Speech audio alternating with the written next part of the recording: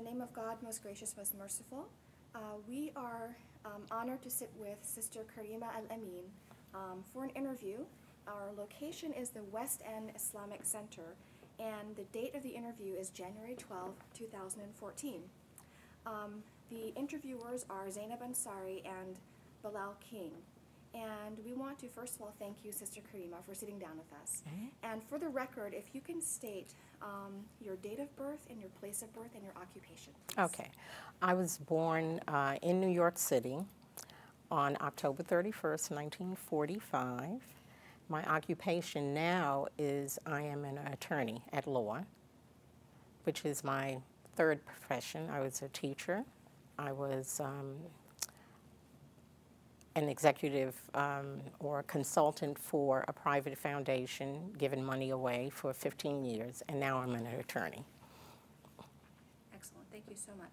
So that is just some kind of brief biographical data. Now really the purpose of our interview is I really want to talk about your early history, your civil rights activism, your participation in the Black liberation struggle. But before we get into all of that, I'd like to talk more about your family background. So you were born in New York City, so can you tell me about the neighborhood you grew up in, your parents, and your religious upbringing? Okay. I was born on Fifth Avenue in New York City. My mother was Canadian. She was born in Hamilton, Ontario, and my father was from Virginia. And in fact, to just give you a background on my parents, my mother was undocumented for 30 years in New York City because she was brought into the country undocumented with her mother and two siblings, and they were deported, and then my grandmother brought them back in. My mother settled in New York City, where my father had also settled after moving from Virginia. My background, in fact, when I was born, the apartment that my parents lived in was in a building where Mayor LaGuardia ended up. He was living there, Duke Ellington and a lot of entertainers. It's a historical building now.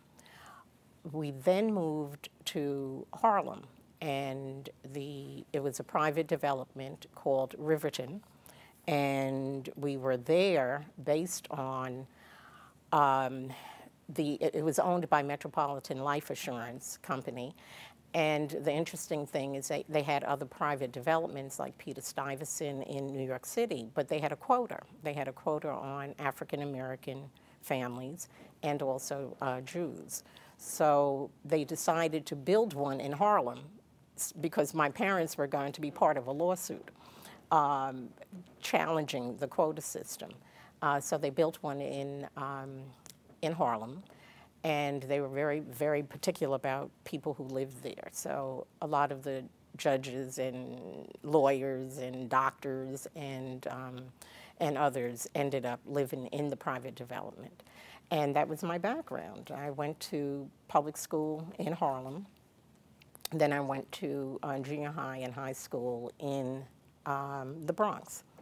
Then I went to the State University at Oswego to complete my 4 years. Very excellent. Excuse me. Can we get you to turn your chair more to the left?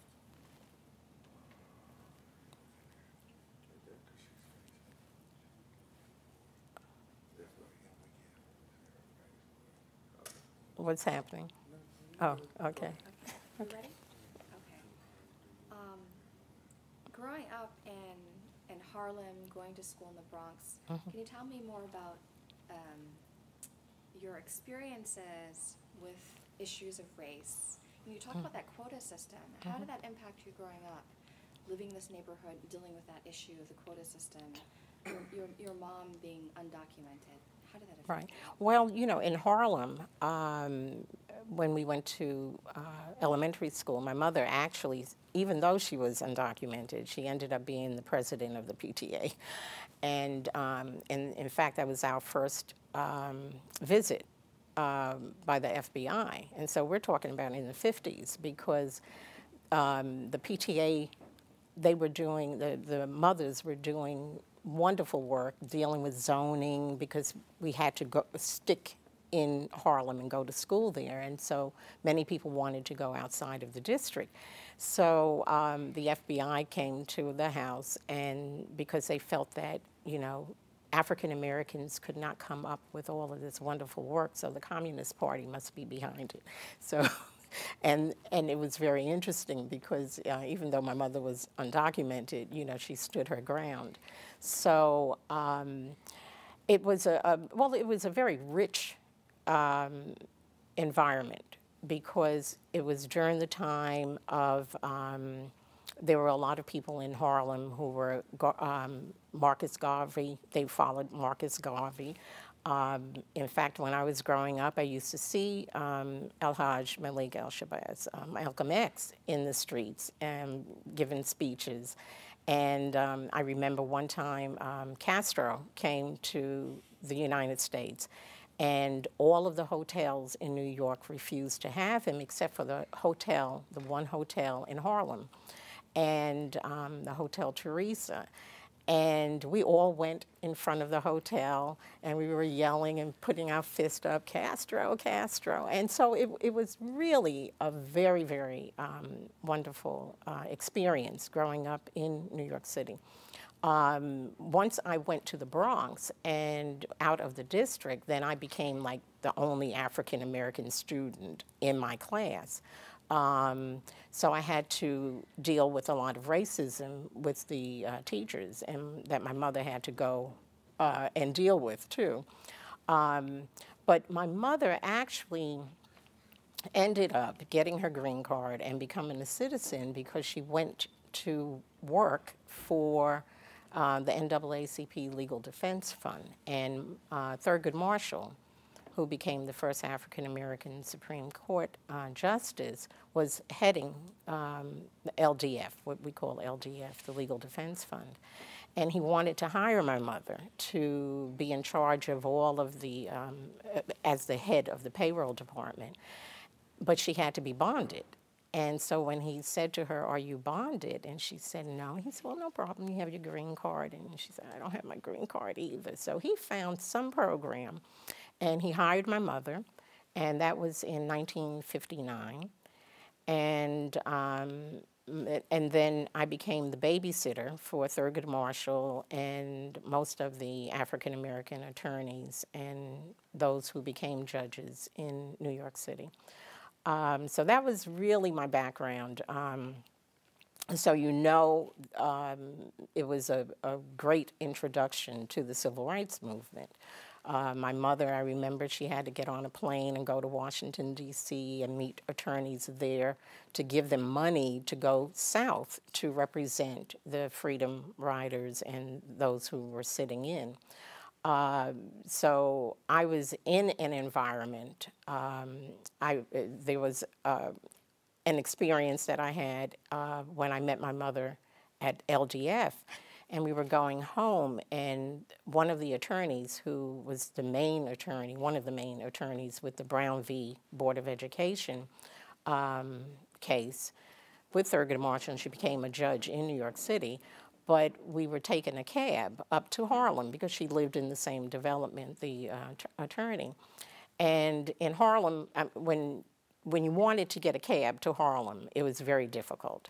And so we would stand on the south side when we were downtown, like we were going downtown, but we really wanted to go uptown. And we got in a cab one day, and it was the attorney, my mother, and I, we were sitting there. And we told the cab driver that we wanted to go and the address in Harlem. He said, "Well, I'm not going there." And so the attorney said, "Well, we're going to sit here until you move this cab." And we sat there and sat there. I'm nudging my mother. I'm saying, "Oh, what's going on?" you know. And so my mother said, "No, we're going to sit here until he takes us." And so then when he didn't take us, the attorney finally said, "Well, you just drive to the nearest police station because we're reporting you and we're going to put a lawsuit in." And then he took off. I still remember that ride. It was the worst ride through Central Park, and I just knew we were going to crash. But, you know, those are the experiences that I had, you know, prior to the 60s. It was like 59, I would say, about 60. If I may, was there a sort of point where your perspective on everything that your family was already politically involved, was there a certain point where your perspective turned? Because often children, right, are more inward looking. They don't fully understand everything that's going on. So like you said, you're nudging them out like, Mom, can we go? Was there a point where you remember when you very consciously embraced being a part of all of the political activity? Yeah, well,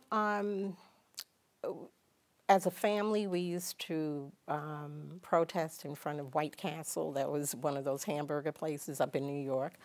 I always wanted to go south to experience what was going on. In 1959, I did go with my girlfriend to Columbia, South Carolina, and I had. You were 14. Right, in the 50s. And I actually had some experiences there that just confirmed the upbringing that I was having.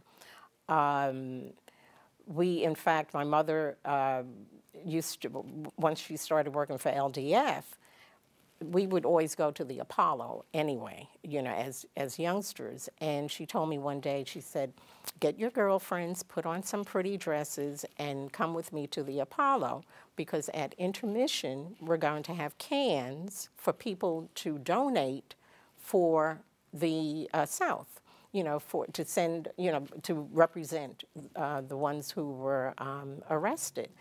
And so we would do that. And so I was always really very aware of, even when I was going to college, I wanted to go to a HBCU, a historically black college and university. And my father said, well, no, I think you like to party too much. That's what he told me. He said, so go to the State University of Oswego, where there were only about 20 African Americans there per year, and it was such a turnover that we weren't the same. And I would tell him, and tell my mother, every semester, I said, I have to go to Howard. I have to go to, and you know, I would name these universities, and my father and mother would say, no, we'll get you a car. So right after my freshman year, you know, they were bribing me. They said, no, you stay there, because what we want you to do, we want you to go there, pick up the skills, and then come back to your community, come back to Harlem, and teach and give it up, and give up your skills. So that was my upbringing. Even though, you know, we went through the cotillions and everything else, but our heart, and I even tell people now, you know, I actually have a nonprofit heart and mind, because that's how I was raised. You have to help to improve the quality of life for people, and especially people of your race or of your belief. So my background, and as far as religion is concerned, my parents were not, they were not part of any church or any religion. What they did, they took us downtown Manhattan, where it was the ethical, cultural, and there were children of all different religions. And so they did not push us, you know, into any. However, when I think I was in junior high and high school, because my peers, it was a soda fountain, a place that everyone went to after church on Sunday. And, you know, everyone thought, oh, you know, that's the place to be. And so I then became, my sister and I, we became members of an Episcopal church. And my parents, you know, supported us in that, but they did not go to the church. My father had his feelings about, you know, not going, and my mother, it was no problem with her. And I think that's why when I started looking into Islam. And right before my parents died, and I gave my father a Quran. And I was not Muslim then, but he was reading it. And because it was important for them to know what we were doing and to support it, they were very supportive of everything. Mm-hmm. How did your dad feel about your mom's activism? Well, actually, even though my mother worked for Legal Defense Fund, and he would always say, you know, she's married to Legal Defense Fund, but my father was really very, very, they read everything. And my father, actually, he worked for the New York City Transit Authority, and he was elevated all the way up. You know, they would give exams, and he would always, out of the whole city, score in the top 5. He was just really, really very, very, very wonderful and very bright. But he helped start the first African American Transit Association. So my sister and I, we were stuffing envelopes, you know, for that. So both of them were very, very quietly active. And I say that because it's not like they were out there, but they were in the background, making things happen and looking for change. So both of them were very, very active, very quiet. My mother was very proper, and we were raised that way, and that's how we were raised. You mentioned the cotillions. Could you elaborate? Well, you know, in New York City, you know, with the African American or African American females, you know, they had the Jack and Jills. They had, you know, different groups. Even though we did not push ourselves into that type of environment, but there were cotillions. My sister was in a cotillion. I was in what was called an international cotillion. And the one thing about it is that, you know, when we came out and we had to do our little bowing, and they would say, well, what do you want to be, you know? And I always knew I wanted to be a teacher or a lawyer. And my family members, they reminded me, well, actually, you've done both, you know, is there anything else that you want to do? But it was, I went to camp. My sister and I went to camp. In fact, it was Camp Minnesink, a really it was an activist type camp. It was run by the New York City Mission Society. And for counselors, they recruited counselors from the HBCUs and also from different European countries. So we had counselors from Germany, from Switzerland, but we had those from Virginia State, Virginia Union. We knew all of the chants and all of the songs, and that was a very good experience, not only in the summer, but during the wintertime.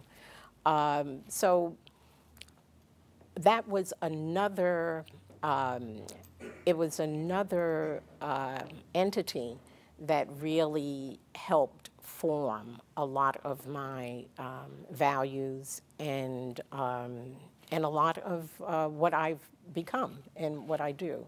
So my parents had to put my age up, and actually, when I think about it, I was 5 years old when I went to camp, and every year after that, I went. Even though I cried to go home, and when I think about it, my sister and I, we just laugh at it. We said, we don't believe our parents sent us away, but they wanted us to be exposed to everything, and every good thing, and that has helped, you know, over the years. And I really appreciate what they've done and what they did. You have just one other sibling? I have one other sibling, right. Your sister, older or younger? She's older. She's about 2 years older, 2.5 years older than I. I have have a question about your dad again, and you said he was from Virginia. Mhm. And when did he arrive in New York? Was he part of the Great Migration? Or was his family part of that? He arrived, actually, my understanding is that his brother was sent up with an aunt well before he. And then, so he must have gone up there. My mother entered the U.S. in 1929, and she was 10. By the time that she was in high school, she had met my father. So they were there, during the Depression. They were there during the Depression. You could not tell it, but they were. The interesting thing is in my office, I have a certificate, or not a certificate, a letter, and also the card that my grandmother came in with. So I have the card that was 1929, a labor card that brought her into the U.S. finally with my mother and her siblings. My aunt, my mother's sister, ended up marrying someone in the entertainment business. So there was a lot of travel involved. In 1939, I believe, my grandmother went in front of a judge for her citizenship, and she was in New York.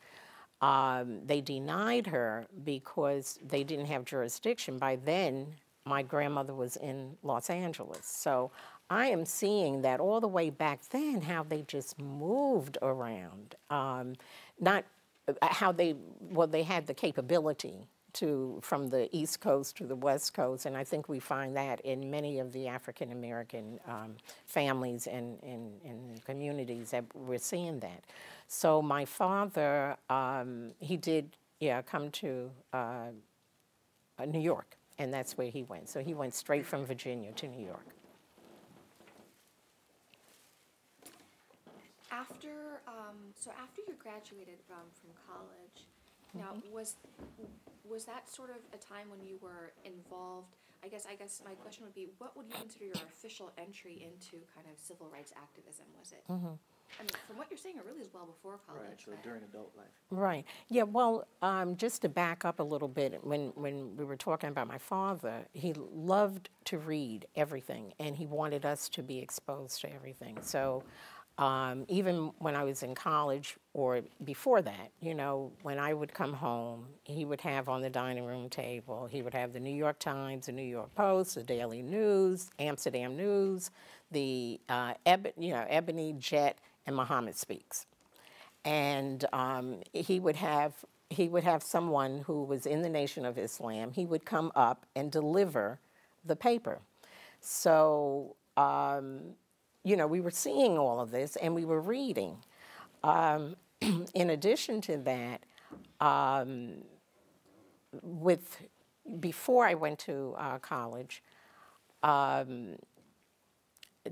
even the 1963, and I'm giving that as an example, the March on Washington. I wanted to go there. And my father said, well, I'll go to represent the family. So my father went. So I didn't go. I'm in New York looking at it on TV.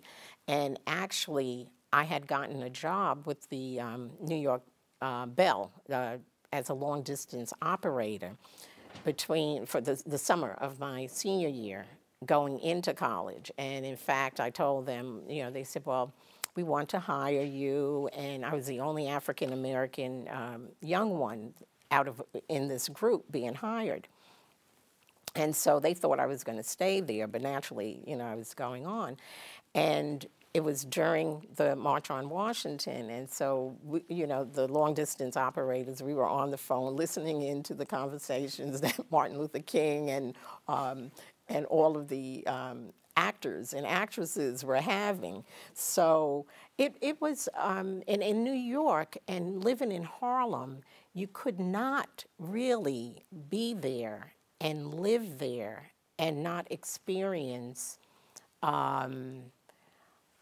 action You know, because when we think about it in Harlem, going on 125th Street, and you would hear Louis Farrakhan, he was out there then, and you know, sitting behind. You know, I think there are pictures that we see that.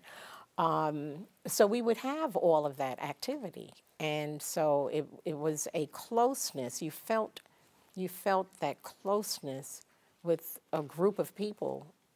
And it was your group of people. So it was sort of natural for me to continue the feelings. When I was in college, my mother, I was living in a sorority house, and just 2 African Americans in the sorority house. And my mother called, and she told me, she said, sit down, don't get upset, but Malcolm X has been shot. So that's what I'm saying. My parents, you know, that was the environment that I was in. It was important for them to tell me that Malcolm X was killed. And if their leanings were any other way, they would not have even called. I don't think other parents called their children to tell them, you know, Malcolm X was killed. And so when I was student teaching, my senior year, that summer, I read the autobiography of Malcolm X, and I took it with me to student teach, and I had a roommate. And naturally, she was not African American, and she said, what book do you have? I said, Autobiography of Malcolm X. She said, can I read it? I said, yeah. So I gave it to her, and when she went back to the campus for our last semester, you know, even in college back then, they were still asking you, what books did you read for the summer? And when she said, I read the autobiography of Malcolm X, and the professor looked at her, and he said, did you room with, and he knew, you know, that's how she was introduced to it. I would love to speak to her now to figure out, you know, what she's doing and the impact that had on her. But, so, you know, I came from a quiet activist family, you know, activist views that change had to come, and that they were going to be part of that, and they were going to raise us with an open mind, expose us to everything that can be exposed, that we could be exposed to. My sister in 1962, she went on Operation Crossroads Africa, and she went to the Gambia, Senegal, and so that started, when she came back, it was Africa, Africa. So, I mean, that was in our household. And then I traveled to Puerto Rico my freshman year, the summer of my freshman year, with a program, Encampment for Citizenship. So you could see we have our parents really were very, very responsible in making sure that we were exposed to everything that we could be exposed to that was good. So you mentioned your sister going to Senegal and Gambia. Mm-hmm. When she came back, was it Africa with any discussion also about Muslims in Africa, because those are majority Muslim countries, or was it really the Africanness was the central talk, and the Right. Islam was kind of not really discussed? Mm-hmm. Well, she came back in 1962. In 1965, she married a brother from Guinea who was Muslim, okay? And in 1969, my sister and I went to Senegal and then went to Guinea to meet his family. And my sister, who was not Muslim, who did not convert, and I was not Muslim at that time, and she told me, she said, we have to go to Senegal, stay in this particular hotel because you can hear the adhan, you can hear the call to prayer. So we went there, and I heard the call to prayer, and that was the first time I heard the call to prayer, and that was in 1969. We went to his village. We had to fly from Conakry to Zirakoy, and then we got in a little Jeep and went to Koulé. The entire village was Muslim. All his parents were all Hajis. I mean, that was in 1969. This is before I became Muslim. And for the record, I have to ask, do you know what ethnic group his family was? Malinke. They were Malinke. They were Malinke. And so that was a very, very, good exposure. Meanwhile, it's not like I'd never heard that there were Muslims, because I absolutely did. So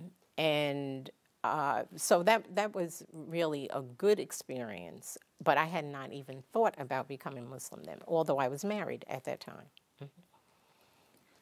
What was your impression of groups like the Nation of Islam? Because you mentioned your dad getting the newspaper, Muhammad Speaks, and Malcolm X speaking in Harlem.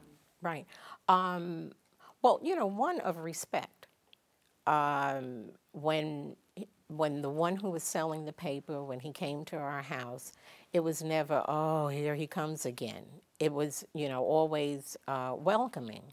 Naturally, and even after that, after I married my husband, we had a lot of contact with people in the Nation of Islam. The day I met my husband, and I'm probably fast forwarding a little bit, but the day I met my husband, he was meeting with Louis Farrakhan. And so I always, whenever I see Louis Farrakhan, I would say, I met you on the same, day as I met my husband. But my growing up, it was not, because I was in Harlem, and the Nation of Islam, they were on 116th Street. In fact, that's where I went for lunch the day I met my husband, and we ate with Louis Farrakhan there. So I would go even before I met my husband. The Nation of Islam in Harlem, they would have a big event at an armory. It was a U.S. armory, and it was not too far from where I lived. And I would go there, and they would have vendors in the speeches and everything. So it was not a disconnect at all. And it was the fact of, I was always impressed with the treatment of women. And that was very, very important to me. And the beauty of the women covered, even then. And we were walking around with mini skirts at that time, and they were covered. And it really transfers to even now, when you're in African American communities, even those who may be drunk, not Muslim, when they see us, it's a respect. And they try to give salams, and I accept it.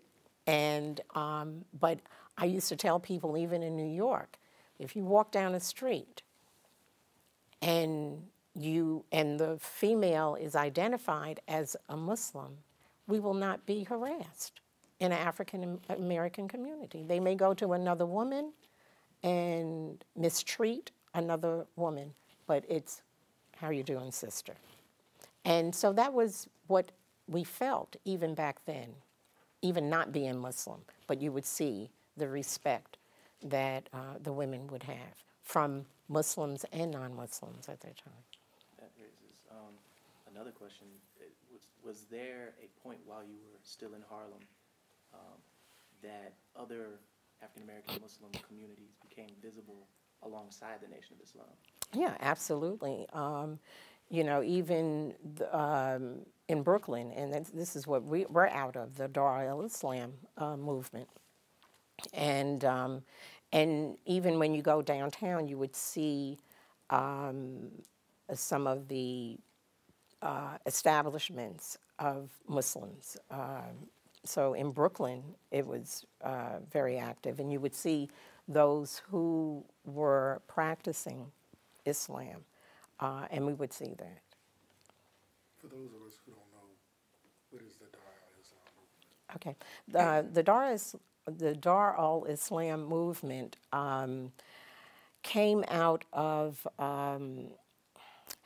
I would say the ones who were involved with the Dar al-Islam movement, if I just back up, they would go into the jails and have classes, give shahadas.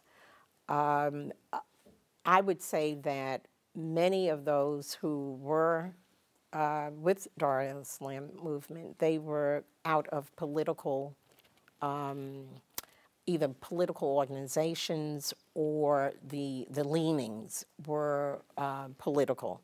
So you would hear more discussion about the oppressed and activities for that. So my involvement, my introduction was out of Brooklyn with the Dar al-Islam movement, and that's because of my husband, because they're the ones who actually gave him Shahada and gave him the name.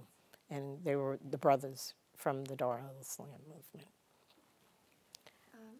The brothers in the Dar al-Islam, they were African American, and they were converts to Islam, right? Right. Okay. Had any of them had any experience of traveling overseas and studying? Just more interested in their background.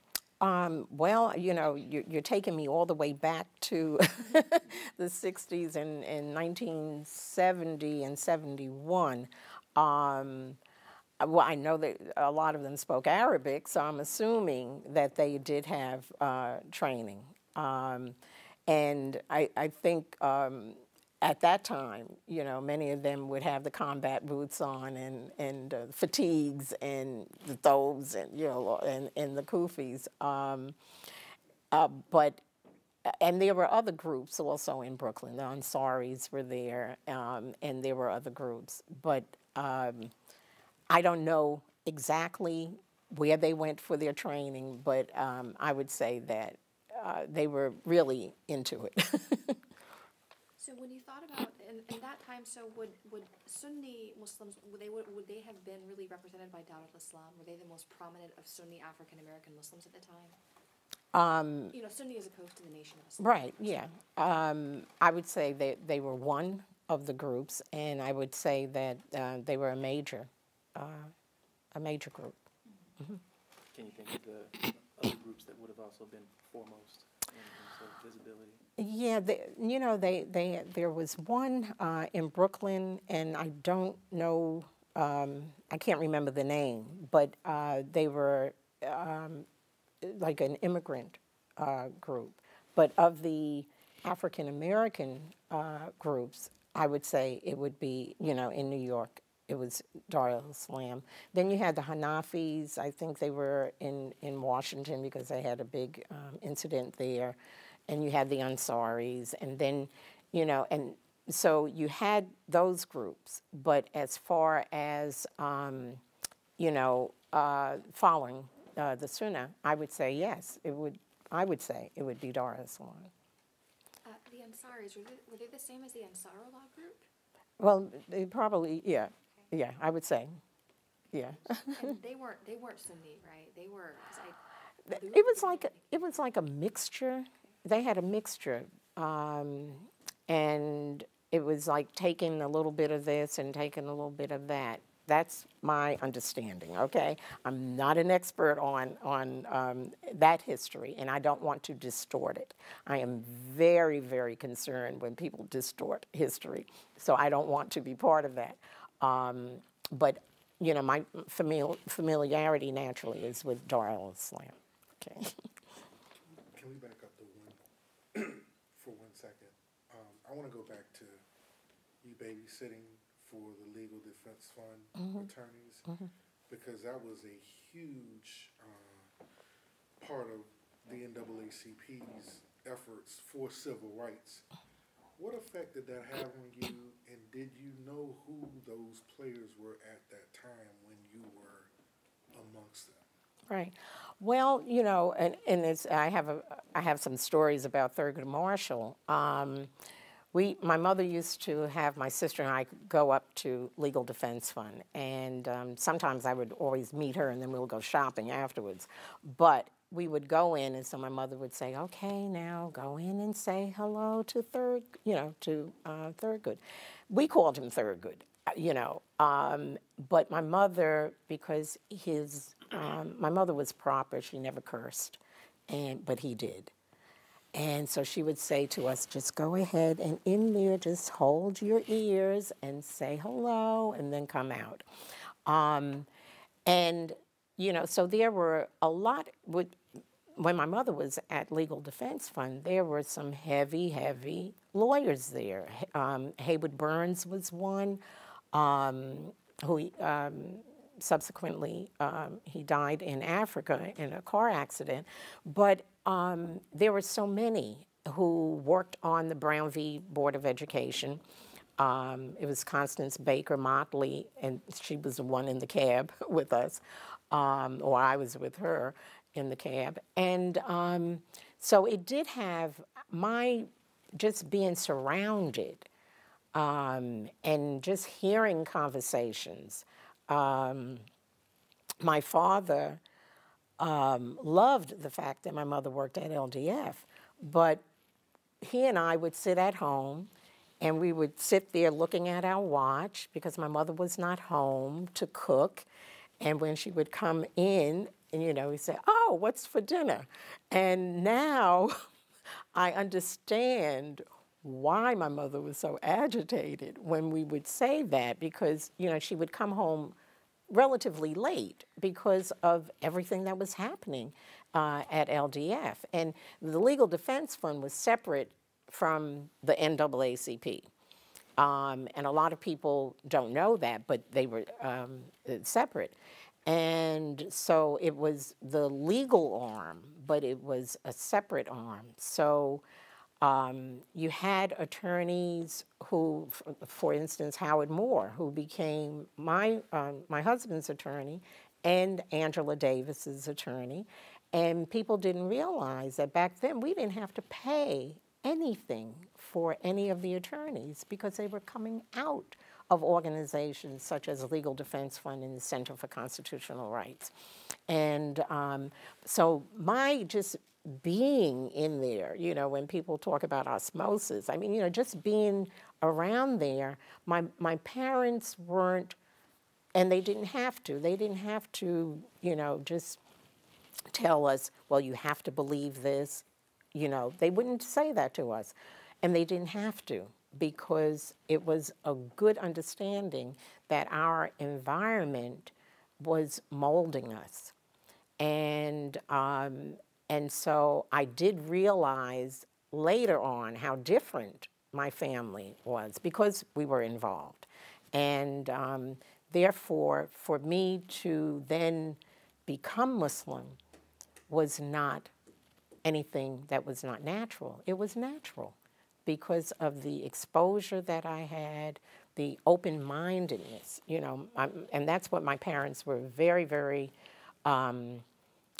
good at, making sure that we had an open mind and that we could accept things that were good for us to accept, and then to do away with those things that were harmful. And so you know, I just love the fact that I was exposed to all of that growing up. When I got to college, there was an incident, and it was a racial one. And I called home and told my mother, and she had an attorney call the president of the university. And when I was called in there, you know, they're saying, well, we're wondering, why didn't an attorney call our school about an incident that you went through? But that's my mother. You know, she said, oh, this is a constitutional issue. This is a civil rights issue. And so that was my freshman year in college.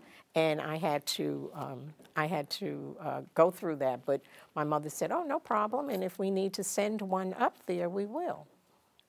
And the attorney did come all the way to my university. Yeah. Do you feel comfortable discussing the incident? Well, I was coming out of an establishment in the city, and there were some locals, and they called me Sambo. And the Europeans who, that I was with, they wanted to fight them. They were the students.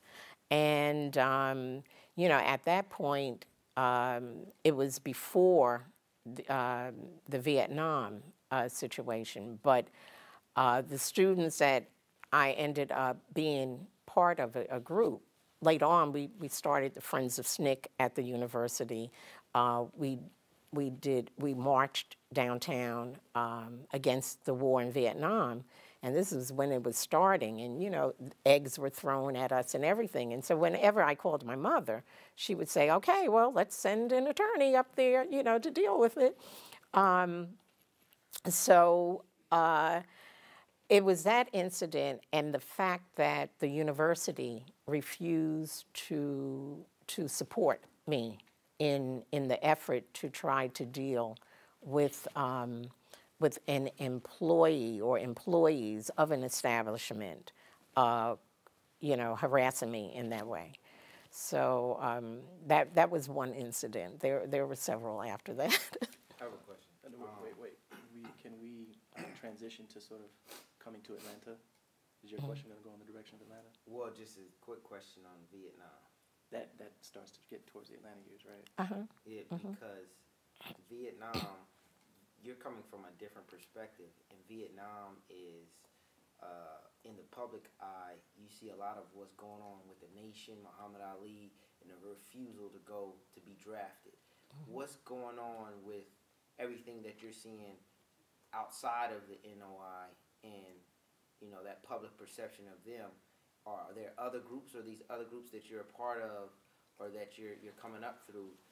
What are they doing, like, as far as with the draft and the Vietnam War? Okay. When I was in college, and because the Vietnam War was 1965, and so I started protesting against the war. And that was in 1965. This is when it was just starting, the war, And that was out of, my father was Navy. He was U.S. Navy. And so he was against everything, any war. He was against a war. So it was not unusual for me to take that position. In addition to that, I had started the Friends of SNCC. And SNCC was the Student Nonviolent Coordinating Committee. In addition to dealing with civil rights here, their position about Vietnam was very, very strong and anti-war. So it was out of that I was, beginning to just, be active. I guess it was just in me to respond to whatever injustices I saw, that I, would respond to that. In order for me to look at the Nation of Islam with their position, and naturally with Muhammad Ali's position, then I would have to fast forward to the role that Imam Al-Amin played with Muhammad Ali. He was at that first press conference that Muhammad Ali had concerning the war. Not only was he there, we maintained contact with Muhammad Ali. Muhammad Ali would come to our apartment in Harlem once Imam Jamil and I moved to Harlem. He would come and he would walk the streets with Imam Jamil, and Muhammad Ali would walk the streets of Harlem, because Imam Jamil would always remind Muhammad Ali, it's the masses of people the masses are supporting you. Those are your supporters. And so it's important to go out in Harlem and to show your appreciation to the masses, as opposed to my taking you to an entertainer's house or what have you. And so Muhammad Ali and his wife at that time, Belinda, who became Khalila, would come and we would meet with them. And Imam Jamil's position, you know, with Muhammad Ali at that time was very, very strong.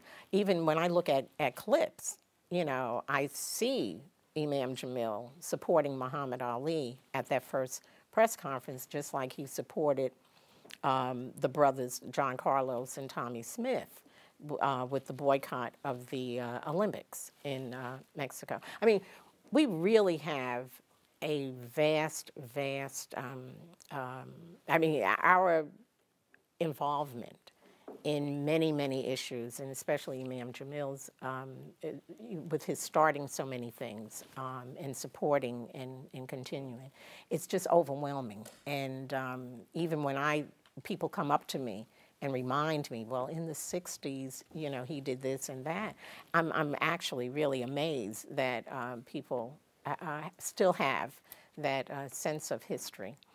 So I don't know whether, you know, I've dealt with your question, but I hope I did. Muhammad Ali, the Imam Jamil, right there with the position, you know, with the draft. SNCC backed up Muhammad Ali from the beginning when other organizations would not. And I think that's key.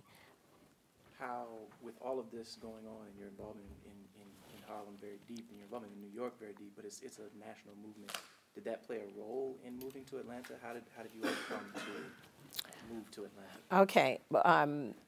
My moving to Atlanta is really an interesting story.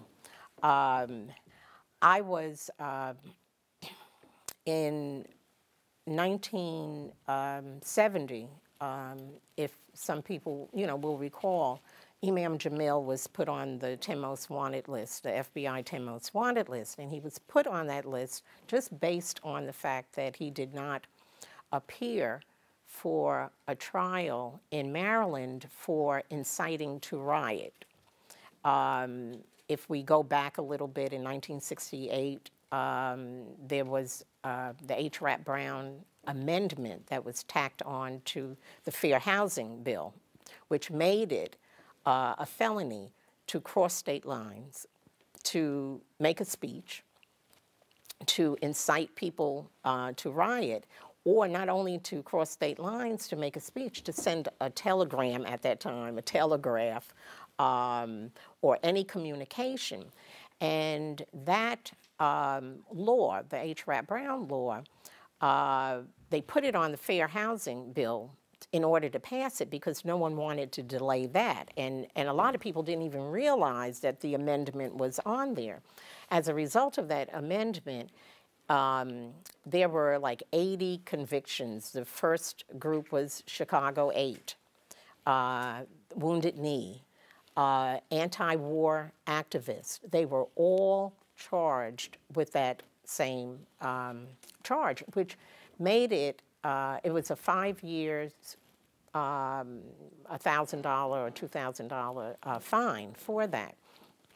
So when he was put on the 10 most wanted list, I left the country. And I went to Switzerland, I went to Nigeria, Uganda. I went to Kenya, but my destination ended up being Dar es Salaam in Tanzania. At that time, Julius Nyerere was the president, and he was like wonderful as far as you know, a whole Pan-Africanist. Along with Secretary of Guinea, you had Julius Nyerere. Kwame Nkrumah was in political exile in Guinea. So I ended up in Dar es Salaam, where other SNCC people, other Student Nonviolent Coordinating Committee members were. And when I ended up there, and then when I came back into the country, the FBI met me at the airport, and Customs would not let me out. It's an interesting story about that, but the fourth engine, they said the fourth engine of my plane from London to JFK that it burned out or something. So they had to land at the first land that they could. And so we ended up landing in Newfoundland, stayed there for some time. But by the time I got to New York and I realized customs, they were asking me how long was I going to stay in New York. And I said, I live here. And they said, well, who's been paying your rent? This is customs. I said, oh, I have a problem here. So I got on the phone trying to call my husband's attorney, William Kunstler. He didn't answer, so I called my mother. And my father, and I told them, I said, they're holding me here. And they didn't know I was coming back because the FBI, they were trying to get my parents on aiding and abetting a fugitive. So my father told me, he said, don't say anything. And this goes back to the understanding that my parents, had. And so my mother apparently called Hayward Burns, a lawyer. Here she is calling a lawyer again. And so when I was being held, and I could only see my father and mother coming in, and this is like 2 o'clock in the morning at JFK, and my father's doing this to me. He's telling me, don't open your mouth. And then he pointed to the FBI agent who was coming in. But I recognized him because when I was living in Tanzania, I looked at Newsweek and saw him on the cover arresting Angela Davis. So he was apparently assigned to us. So, after the interrogation,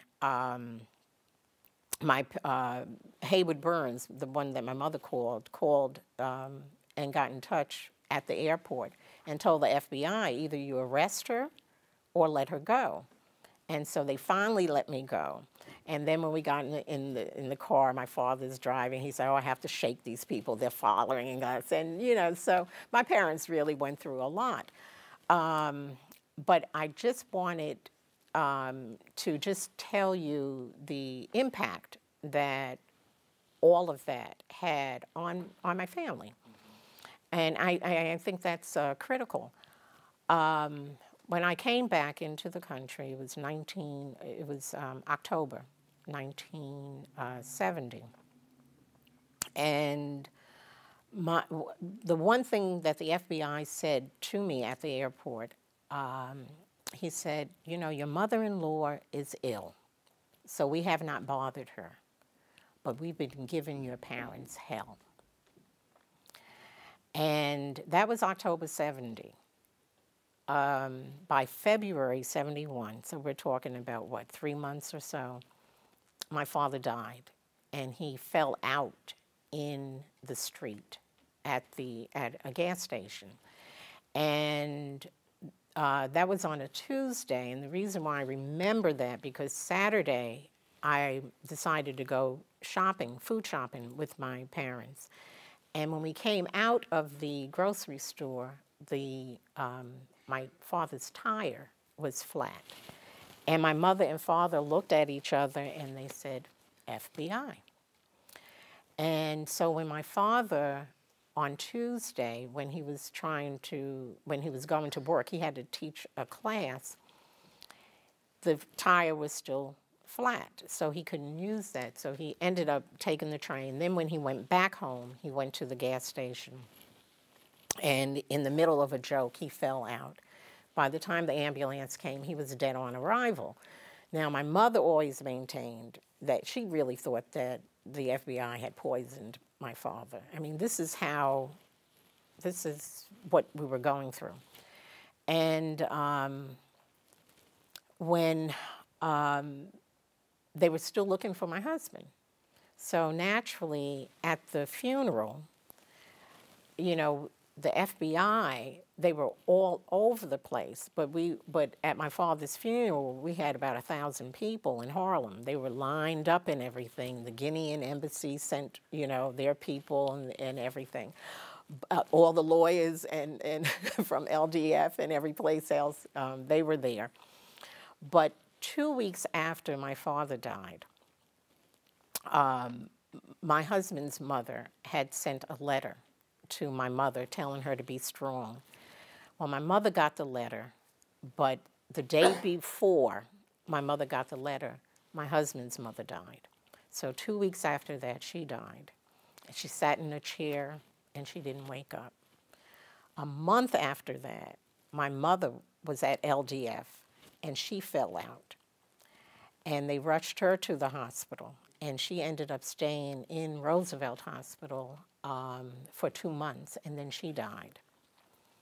That was in June 71. So we're talking about February, March, my mother-in-law. April, my mother goes into the hospital. She stays there until June, and then she dies. Then October, they captured my husband, and they shot him while they were capturing him, and he ended up in Roosevelt Hospital on the same floor where my mother was, in the room right next to her. So, you know, going through all of that, you know, it made us stronger. Our family unit was very, very strong. The FBI used to come up to my parents' apartment, and even when I was there, my father wouldn't let me go to the door, and my father would lecture them about the Vietnam War and how the U.S. should not be in there, should not be, you know, doing anything. And meanwhile, they're telling my father, yeah, but we're going to get your son-in-law, we're going to shoot him, we're going to kill him. But this was all during the COINTELPRO. And, you know, whenever I speak, I have to mention COINTELPRO. COINTELPRO was a program initiated by J. Edgar Hoover. And the first memo was August 1967. It named 5 people in that memo and 4 organizations. A lot of people like to think Martin Luther King was the only one in that memo, but they named not only Martin Luther King, they named my husband, they named Stokely Carmichael, they named Elijah Muhammad, and Max Stanford, who was head of RAM, the Revolutionary Action Movement. They named the 4 organizations, the Nation of Islam, SCLC, SNCC, and RAM. So those were the 4 organizations, because 2, Stokely Carmichael and H. Rap Brown, then they were part of SNCC. That COINTELPRO program that lasted years, and even though we may not hear the name COINTELPRO currently, but it's the same program that they had for COINTELPRO, they have now for Muslims. And they used the same tactic to keep activists in jail, to discredit them, to neutralize. And that's why, you know, back then we had the killings of Fred Hampton in Chicago, and the Black Panther Party was not originally a part of that COINTELPRO. They came in a little bit after that. But that program, between that program and the H. Rap Brown amendment, I mean, it was just a brutal, brutal assassination of those who were active. And so when I look at my husband now, I look at him, I look at, 40 years of just the attempts on the part of the government to silence him, to neutralize him, to write him out of history. And that's why what you're doing is very important. Because if we, and everyone says, if we don't tell the story will not be told. And you have to get to some of us before we leave here.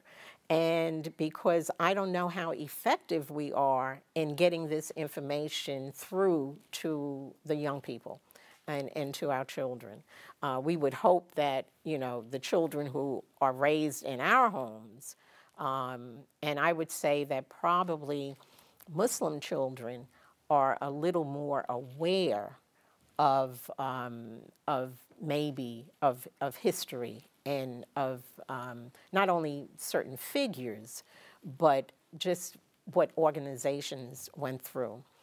And so I was really happy when this group broke into the FBI office in Media, Pennsylvania, and took these documents with, the COINTELPRO documents. And I just read the other day that some of them have come forth now. There's a couple, 80 years old, and they now are saying we were part of that group of 8 who went in there. And professors there's a professor at Temple and another professor, and they were part of that group. I always thought it was Freedom of Information Act inquiry. I didn't know that folks broke in. Yes, right. They broke in and took the records, and I mean, it's just amazing. And they really, they considered that their last anti-war effort. And they said, after this, after we break in, we're not going to do anything else. But it was just amazing. Right now, and I know I'm just fast-forwarding a little bit, but I put in a FOIA, a Freedom of Information Act, on my husband, and they had said they had 44,000 pages. But they will release to me 22,000, almost 23,000 pages. And I'm just waiting for that, even though I know, it may not add up to anything, but it's important to his cases now that we get that. So can you talk about the Atlanta period? Yeah, the Atlanta period, after my parents died, and I'm glad you brought me back to that. No, but that was a necessary diversion. Right, okay. After my parents died, my brother-in-law, my husband's brother, he was between Washington, D.C. and New Orleans. And so my husband was in the hospital based on his being shot. And this is October 71. And I said to him, well, I think I'm going to move. And I don't think he was too happy about that. He's in New York, but he said, well, where are you going to move? And I said, well, either Washington, D.C., New Orleans, or Atlanta. So in October 71, right after I told him, I flew with my sister and her husband from Guinea. We flew here to Atlanta. And because I knew some SNCC people, because their main headquarters was here. And we decided, because our parents had just died, and my sister said, okay, well, we're going to look for a house. And she and her husband found a house, and we went back up to New York, and by November, North American Airlines, the truck moved their things here. And so they moved here in November 71 and called me by December. They called me and said, Karimah, there's a house right down the street from us, and it's for sale. And we'll go ahead and, put the down payment. You come down and you just buy that house. And so I came here February 1972, bought the house, went back to New York to, still be with following, the case of my husband. And then stayed in New York while they rented the house out for me here. And the day after my husband was sentenced in May 1973, got in my Volkswagen, and my sister and I drove down here. And that's how I ended up in Atlanta. And I would fly back and forth to Sing Sing, Attica, all the places where they had my husband. I would fly back there. One of my neighbors, I saw him years later, and he said, do you still work for the airlines? And because I would fry chicken, I would bake cakes, and when I would come back, I would have to place these Delta things, you know, that I would carry all of the items for my husband. I would place it out near my little Herbie Kirby, right? And my neighbor just thought I worked for Delta because he always saw these Delta things. But I would go back and forth. And then when it was apparent, number one, all his other cases, the Maryland case, the New Orleans federal case, we found out naturally that they were trumped up charges, which we knew, and they were finally dropped. But when he got out of New York prison in October '76, I knew I had to do a lot here to get him paroled here. So Maynard Jackson, Andy Young, Marvin Arrington, all of them, I got all of them to write letters to say he's welcomed here in Atlanta, it's no problem. So when he got out, he had to report to New York, and I flew up there, and I was up there in New York, and we're just talking about a matter of days.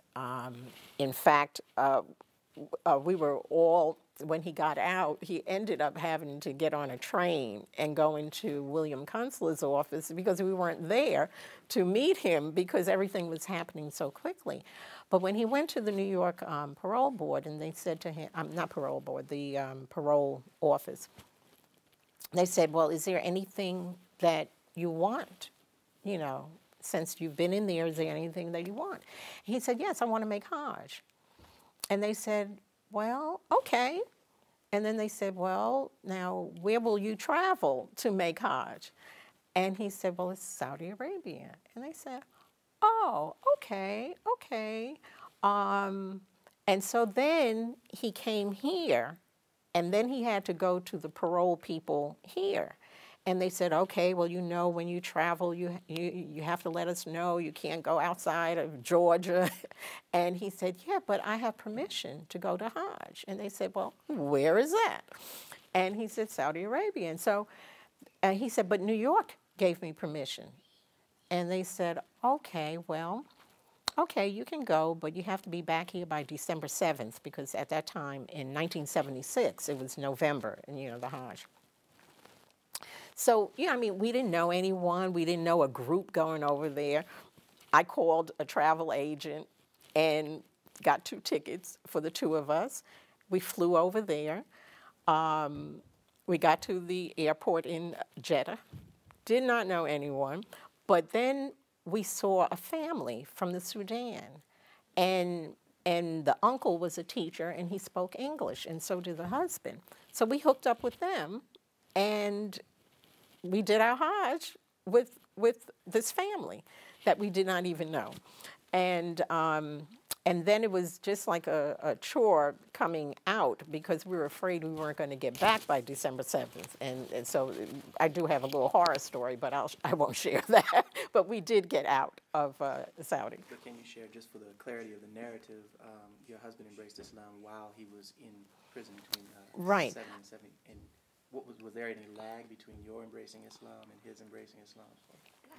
I want to know how you became Muslim, if you can. Right, okay. Well, it was interesting. When Imam Jamil, when he was in Rikers Island in New York, and this is like 2 months after he was shot, and you know he was still dealing with medical issues, but the Dar al-Islam brothers would go into Rikers Island, and they would have classes. So I would go to visit him, and you know we were on the phone with the glass, and I started noticing a little change, and so he started telling me, well, you know, there are some brothers and they have class, but I don't know whether I'm going to go, you know, to see what they're talking about.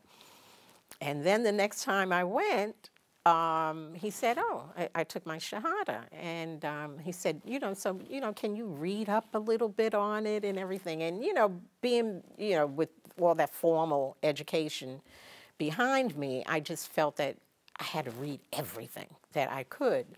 And in New York, there was just like one bookstore, and it had a little section books about Islam.